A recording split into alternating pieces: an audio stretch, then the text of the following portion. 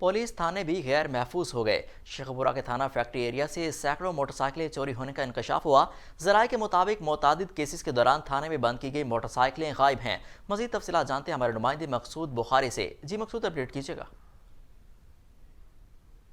जी बिल्कुल, मैं इस वक्त मौजूद हूँ कोट अब्दुल मालिक पुराना थाना फैक्ट्री एरिया में। थाना फैक्ट्री एरिया की अगर बात करें तो थाना फैक्ट्री एरिया जब यहाँ से शिफ्ट हुआ था तो इसमें जो माल मुकदमा था वो तकरीबन सैकड़ों की तादाद में मोटरसाइकिलें और भी चीज़ें थीं जो माल मुकदमे में अंदराज थी। लेकिन अफसोस है कि थाना शिफ्ट होते ही इस माल मुकदमे को किस तरह बेचा गया और किस तरह उसको फ़रोख्त किया गया। सैकड़ों की तादाद में जो मोटरसाइकिलें छतों के ऊपर मौजूद थी, सहनों में मौजूद थी और कमरों के अंदर मौजूद थी, वो कहाँ गई? ये एक बहुत बड़ा सवालिया निशान है शेखुपुरा पुलिस के लिए। तो अफसोस है कि यहाँ पर जो मोटरसाइकिलें हैं किसको बेची गई, किस कबाड़ खाने में बेची गई और किसने बेची।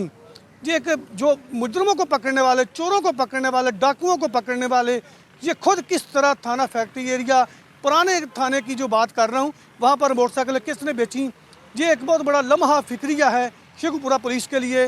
तो माल मुकदमे की तमाम मोटरसाइकिलें छतों से भी गायब हो चुकी हैं और छतों के ऊपर मैंने आपको वीडियो में भी आप देख सकते हैं कि जो माल मुकदमे की मोटरसाइकिलें हैं वो छतों के ऊपर बिल्कुल ख़त्म हो चुकी हैं, छतें खाली हो चुकी हैं। तकरीबन जो 20 से 30 मोटरसाइकिलें जो हैं वो मौजूद हैं। बकाया मोटरसाइकिलें जो है वो सब चोरी, जो मोटरसाइकिलें थी वो गायब हो चुकी हैं, जहाँ से चोरी कर ली गई हैं और कबाड़ खानों में इनको बेच दिया गया है।